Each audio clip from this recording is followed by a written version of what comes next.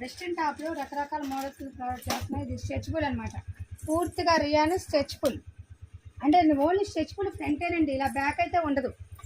చక్కగా back threads కూడా provide చేస్తారు. మీరు చూడండి, థ్రెడ్స్ కూడా ఇలా వస్తాయి అనమాట. పూర్తిగా ఇలా రియాన్ లాంగ్ అయితే దీంట్లో స్పెషల్ ఏంటంటే లాంగ్ కోట్ అనమాట.